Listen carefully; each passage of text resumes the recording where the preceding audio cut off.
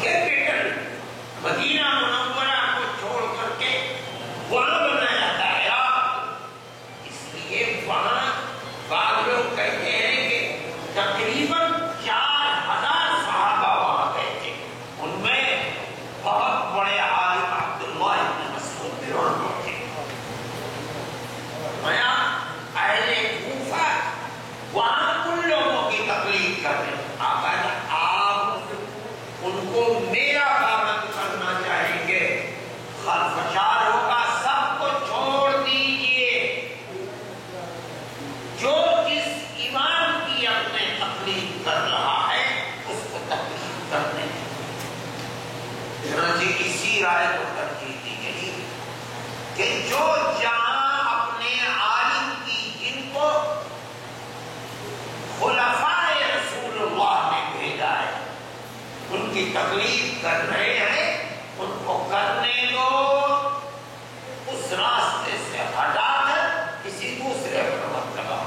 اس کا مطلب ہے تقلید چل رہی ہے اور بڑے بڑے علماء تقلید کر رہے ہیں۔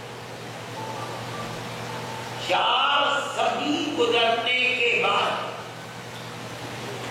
محدثین فرماتے ہیں کہ جتنے امام تھے چھوٹے چھوٹے، ان کے شاگرد اور ان کے مسلک جسے کہتے ہیں آہستہ آہستہ ختم ہو گئے۔ زہبی کہتے ہیں بس 4 رہ گئے، ابو حنیفہ، مالک، شافعی، احمد بن حنبل۔ لوگ ان 4 کی تقلید کرنے لگے اور سب ختم ہو گئے۔ اب دیکھیے بڑے بڑے محدث، دیکھو بخاری کی شرح سب سے زیادہ مضبوط جس کو کہا جاتا ہے وہ حافظ ابن حجر کی ہے، اور کہا جاتا ہے کہ حافظ حدیث ابن حجر کے بعد امت میں کوئی پیدا نہیں ہوا۔ اتنا بڑا عالم دین، بخاری کی ایسی شرح لکھنے والا اور اتنا بڑا عالم جس کو حافظ کہا جاتا ہے۔ امام شافعی رحمۃ اللہ علیہ کے مقلد ہیں، اتنا علم اور اس کے باوجود امام نہیں ہے، تقلید کو نہیں چھوڑتے، کہتے ہیں میں شافعی کا مقلد ہوں۔ میں نے کہا تھا طحاوی اتنا بڑا عالم، امام مسلم رحمۃ اللہ علیہ کے بعد اساتذہ بعد وہ محدثین جو امام مسلم کے استاد ہیں، طحاوی کے بھی استاد۔ اتنا بڑا عالم کی کتاب کو دیکھو تو لگتا ہے کہ احادیث اس شخص کی زبان کے اوپر ہے، لیکن مقلد ہے۔ مسلم کی شرح لکھی ہے نووی، بہت بڑا عالم ہے امام مسلم رحمۃ اللہ علیہ کی شرح جیسی نووی کی ہے کسی اور کی نہیں ہے، مقلد ہے امام شافعی رحمۃ اللہ علیہ۔ اتنا بڑا محدث حافظ ابن عبد البر رحمۃ اللہ علیہ شرح لکھی ہے تمہید، اللہ اکبر، 30 یا 36 جلدوں کے اندر ہے۔ یہ دوسری لکھی استذکار، 10,000 صفحے کے اندر کتاب ہے۔ امام مالک رحمۃ اللہ علیہ کے مقلد ہیں، اتنا علم حدیث کا، لیکن تقلید امام کی کرتے ہیں۔ ابن تیمیہ، اللہ اکبر، ابن تیمیہ اور ابن قیم، یہ دونوں کے دونوں، ابن تیمیہ کا علم ایسا لگتا ہے جیسے سمندر، ان کے فتاوا کو اٹھا کر کے دیکھو، 30-35 جلدوں کے اندر فتاوا ہیں ان کے، جو انہوں نے فتوے دیے ہیں۔ آج کل کے مفتیوں کی طرح تھوڑی کہ ایک سطر لکھ دی ہاں یا نہیں، جب کسی مسئلے پر پوچھتے ہیں اور وہ لکھتے ہیں، ایسا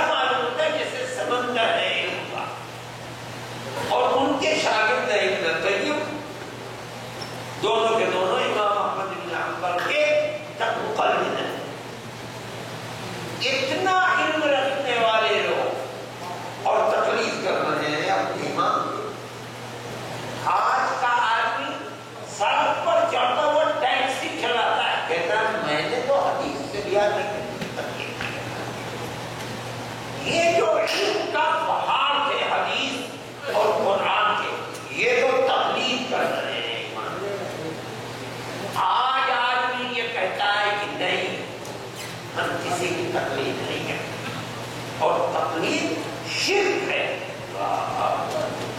اس کا مطلب ہے طحاوی مشرک یحییٰ ابن معین مشرک حافظ ابن حجر مشرک ابن قیم مشرک ابن تیمیہ مشرک نووی مشرک قاضی عیاض العیاذ باللہ اور ٹیکسی اور رکشہ چلانے والا ممکن ہے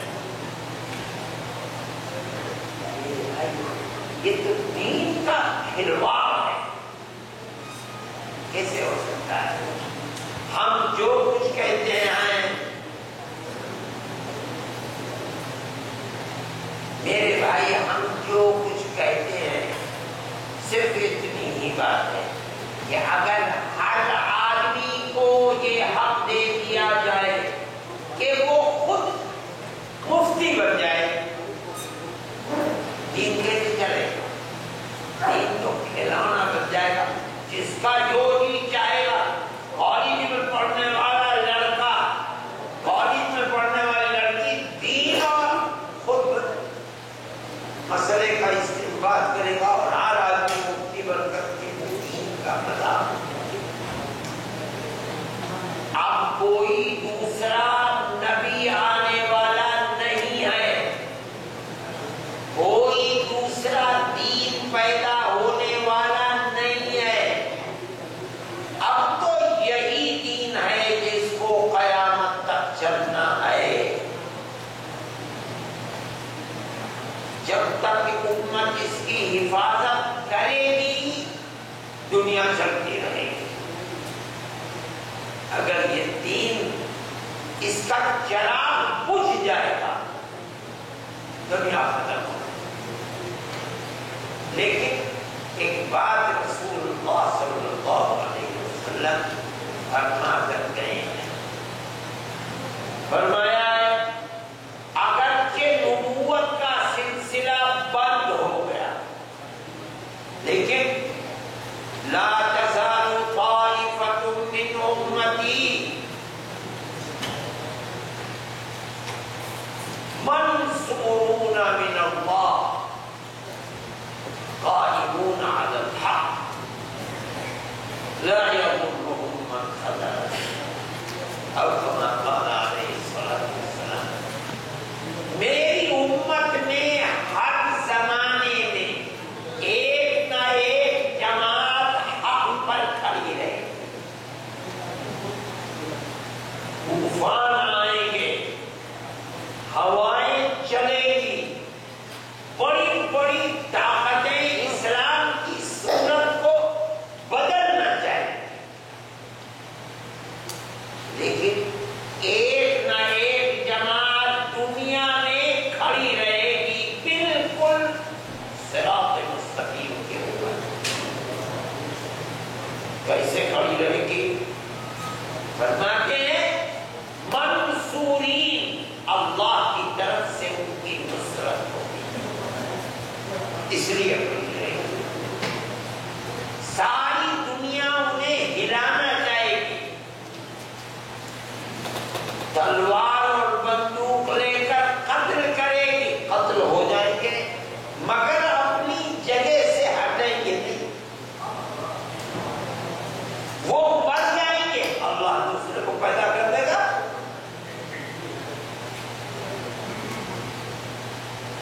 دیکھو محدثین فقہاء مفسرین سب کا اتفاق ہے بعد کے لوگ آنے والے اگر پہلے والوں کے طریقے پر مضبوطی سے کھڑے رہیں گے تو حق پر رہیں گے اگر پہلوں کا طریقہ چھوڑ دیں گے گمراہ ہو جائیں گے پہلے سے کون لوگ مراد ہیں جو اللہ کے نبی کے زمانے سے قریب تھے صحابہ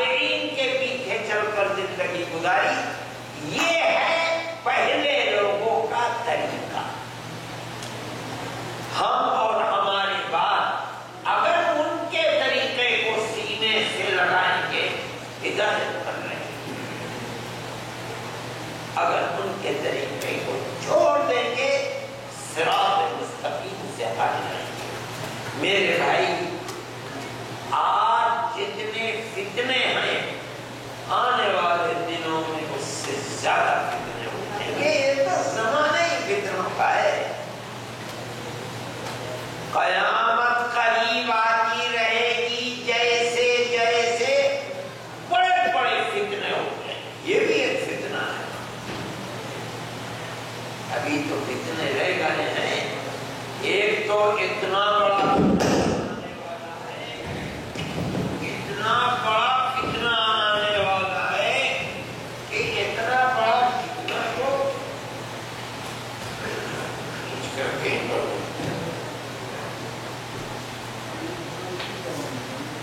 اتنا بڑا فتنہ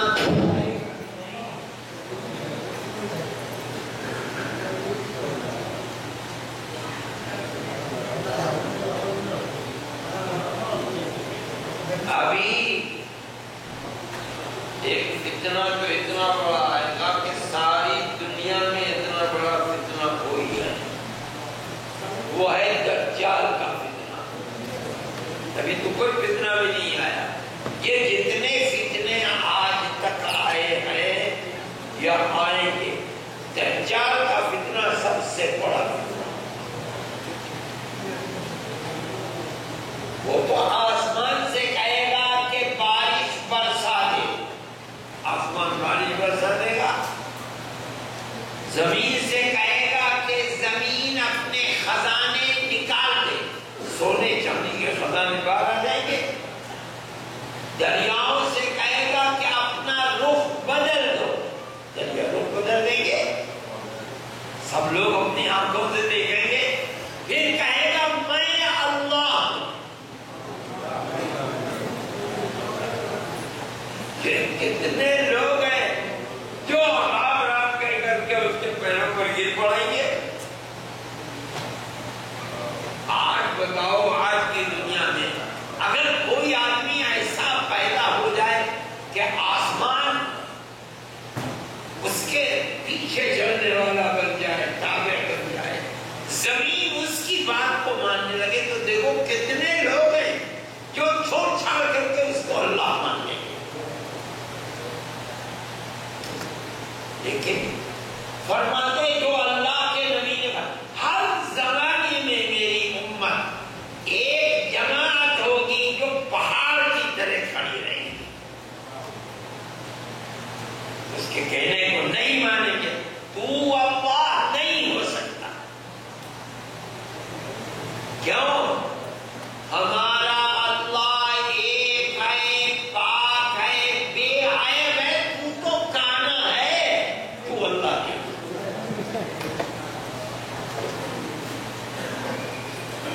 کیا ہے؟ وہی جو اللہ نے فرمایا، اللہ کے نبی نے فرمایا کہ ہر زمانے میں کیسے ہی بڑے سے بڑا فتنہ میرے دین کے خلاف کھڑا ہو جائے، ایک نہ ایک جماعت حق کے کو ہاتھ میں لے کر کے پہاڑ کی طرف کھڑی. دنیا کی بڑی سے بڑی طاقت چاہے گی کہ یہ مٹ جائیں، مٹے. اگر مٹیں گے اللہ دوسرے کو بڑا کر دے گا.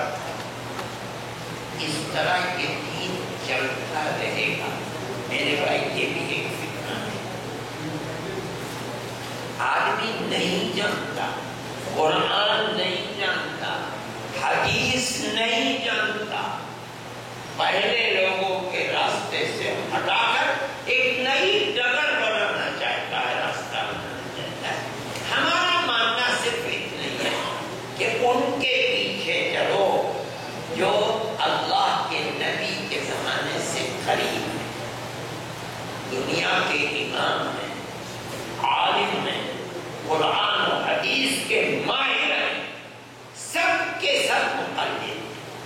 اس زمانے کے اندر محمد ابن عبد الوہاب مقلد، حنبلی، ان کے بعد حسینین، عبداللہ بن باز، سب کے سب مقلد. آج کی حکومت سعودیہ سب کی سب مقلد اتحاد حنبلی ہیں.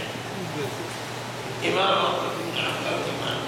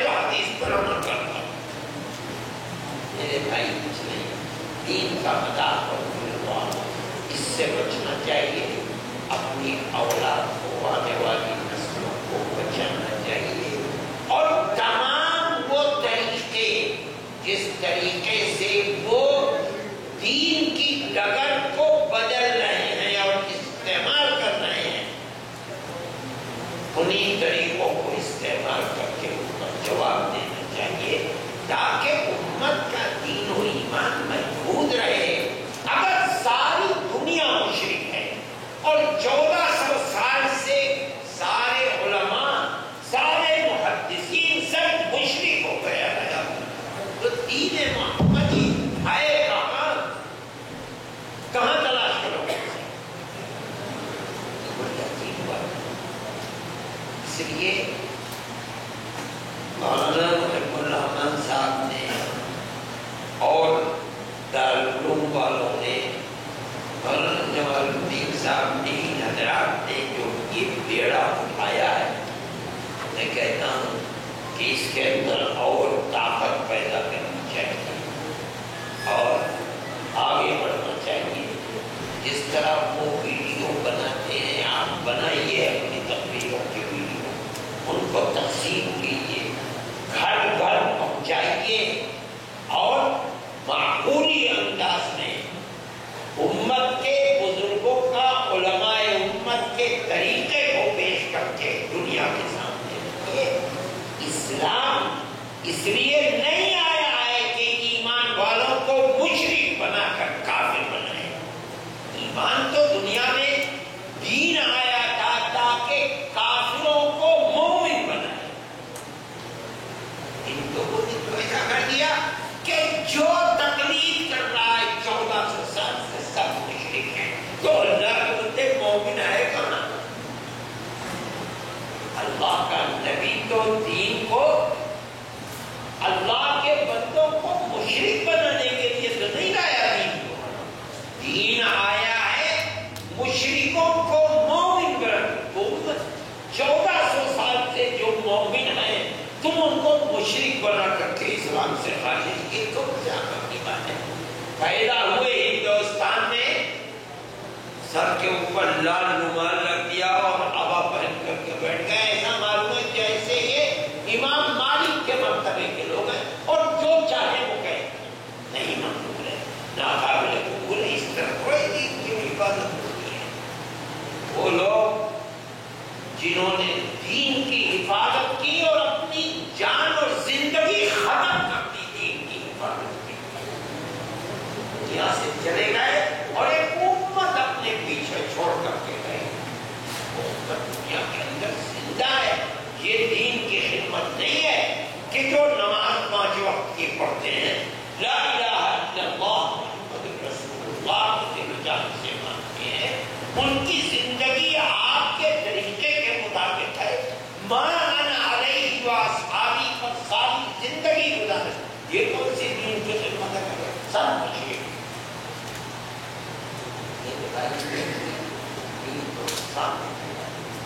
میں حضرات کو مبارکباد دیتا ہوں اور میں یہ توقع رکھتا ہوں کہ یہ آج کے اس جلسے پر ختم نہیں ہو جائے گا انشاءاللہ، بلکہ جس کی بنیاد آج رکھی گئی ہے اس کے اندر تیزی آئے گی اور انشاءاللہ خلق خدا کی ہدایت کے لیے یہ کام آگے بڑھتا رہے گا اور اللہ تعالیٰ اس میں مضبوطی عطا فرمائے اور ان کی تائید اور نصرت فرمائے۔ وآخر دعوانا ان الحمد للہ رب العالمین۔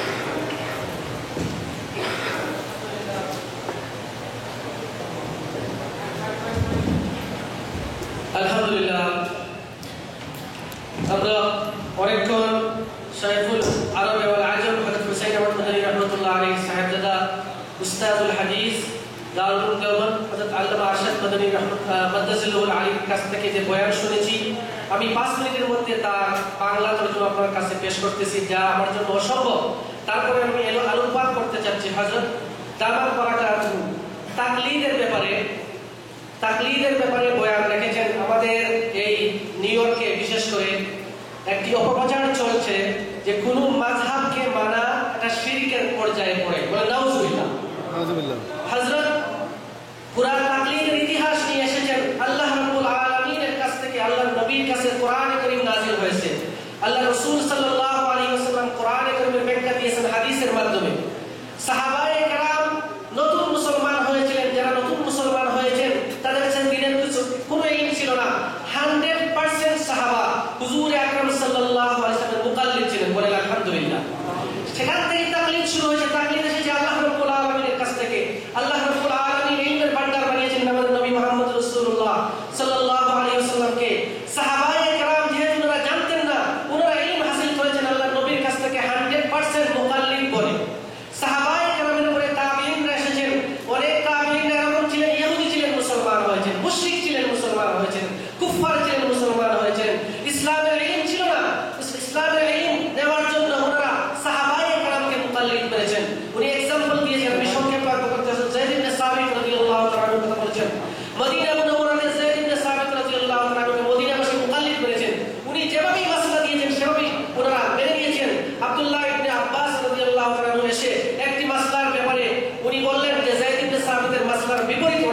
কিন্তু মদিনাবাসীরা প্রত্যাখ্যান করলেন, বললেন আমাদের ইমাম হযরত যায়েদ ইবনে সাবিত রাদিয়াল্লাহু আনহু। এইভাবে সাহাবায়ে কেরামকে মুকাল্লিদ বানিয়েছেন তাবিঈনে কেরাম। তাবিঈনের জমানায় সমস্ত আইম্মায়ে মুজতাহিদিনের মধ্যে ইমাম আবু হানিফা রাহমাতুল্লাহ আলাইহি উনি ছিলেন তাবিঈনের সরদার, উনি ছিলেন ইমামুল আযম, উনি তাবিঈ। উনাকে মুকাল্লিদ হিসাবে সমস্ত যারা আছেন সাহাবার পরে যারা তবে তাবিঈন উনাকে মুকাল্লিদ করেছেন। এবং চার মাযহাবে যে ইমামরা এসেছেন, ইমাম মালিক রাহমাতুল্লাহ আলাইহি, ইমাম আহমদ ইবনে হাম্বল, ইমাম শাফি, সবাইকে পরবর্তী যুগের লোকেরা মুকাল্লিদ করেছেন। উনি একটি কথা ক্লিয়ার করেছেন, পরিষ্কার করেছেন যে আল্লাহর রাসূলের জমানার সাথে যারা একদম কাছাকাছি তাদেরকে পরের যুগের লোকেরা অবশ্যই মুকাল্লিদ মানতে হবে, তাহলে দ্বীনে ইসলাম আসবে না। উনি একটি আমাদের কাছে एग्जांपल রেখেছেন। আমরা যখন ডাক্তার যে লোক ডাক্তার হয়, ডাক্তারের যদি অসুখ হয়, ডাক্তার যদি পারদর্শী থাকে তাহলে ডাক্তারের অসুখ নিজে নিজেই ছাড়তে পারে। কিন্তু যখন সাধারণ লোক যে ডাক্তার না, তার যখন অসুখ হয় তাহলে যেই অসুখ হয় সেই অসুখের ডাক্তারের কাছে যেতে হয়। ঠিক তদ্রূপ হলো তাকলিদের ব্যাপারটা। তাকলিদ আমরা যারা 99% যারা জনসাধারণ, যাদের কোরআনের ইলম নাই, হাদিসের ইলম নাই, তারা এই জনসাধারণের মতো তারা ডাক্তারের কাছে যেতে হবে। এই ডাক্তার হলেন আইম্মায়ে মুজতাহিদিন, ইমাম আবু হানিফা, ইমাম শাফিঈ, ইমাম মালিক, ইমাম আহমদ ইবনে হাম্বল। উনি ইতিহাস ছেড়েছেন যে সাহাবায়ে কেরামের পরে সমস্ত মুহাদ্দিসিন যারা ছিলেন আস্তে আস্তে আইম্মায়ে মুজতাহিদিনের মধ্যে চার মাযহাবের মধ্যে সমস্ত দুনিয়ার লোকেরা দ্বীনের ব্যাপারে সবাই একমত হয়ে সবাইকে চার মাযহাবের মধ্যে সীমিত হয়ে গেল। যেহেতু এই চার মাযহাবের লোকরা আল্লাহর রাসূলের যুগের কাছাকাছি ছিলেন, এই জন্য চার মাযহাবের ইমামদেরকে সবাই মুকাল্লিদ হিসেবে মেনেছেন। দেখেন হাফিজ ইবনে হাজার আসকালানী হাফিজুদ দুনিয়া, দুনিয়ার হাফিজুদ দুনিয়া হিসেবে মুহাদ্দিসিনের মধ্যে সর্বশ্রেষ্ঠ মুহাদ্দিস ছিলেন, তিনি ইমাম শাফিঈর মুকাল্লিদ। ইমাম তাহাবী অত্যন্ত ইলমের সাগর ছিলেন, ইমাম আবু হানিফার মুকাল্লিদ। ইয়াহইয়া ইবনে মাঈন ইলমের সাগর ছিলেন, ইমাম আবু হানিফার মুকাল্লিদ।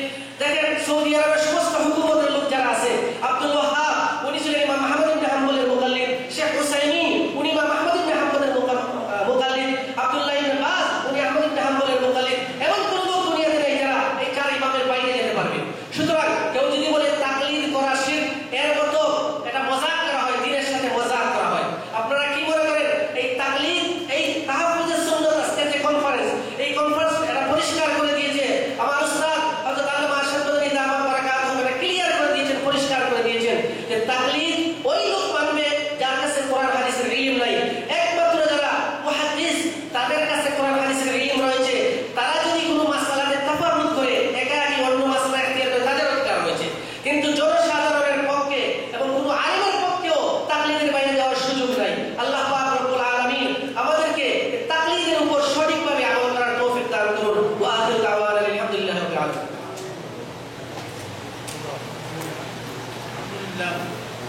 এখন আপনাদের সামনে সাংবাদিক বয়ান করবেন হযরত আল্লামা নুরুল ইসলাম লিটু সাহেব। আপনাদের মাত্র 5টা মিনিট সময় আমরা নিতে চাই। যে আমরা এই যে আয়োজন করেছি, আয়োজনে আপনারা বুঝতে পারবেন যে অনেক খরচ হয়েছে। এর মধ্যে কিছু বয়ান আমাদেরকে সাহায্য করেছে, বিশেষ করে আমাদের বৈদ্যুতিক মসজিদে অনেক বয়ান সাহায্য করেছে। এখন যদি আপনারা সবাই একটু সামান্য আমাদেরকে সাহায্য করেন, তা আমাদের একটু এখন সহজ হবে। আমাদের এখনও বাজেটে হয়ে গেছে, যদি কিছু মনে না করে মাত্র 5 মিনিট আমাদের কিছু পাই আছে, যদি আমরা 5 মিনিটের পরেই আমরা শুরু করে দিই। আপনারা যাদেরকে বলা হয়েছে একটু তাড়াতাড়ি হাঁটেন, মাত্র 5 মিনিট। আলহামদুলিল্লাহ, আমি আগেও বলেছি যে মাদানী একাডেমির পক্ষ থেকে বিভিন্ন কাজ চলতেছে।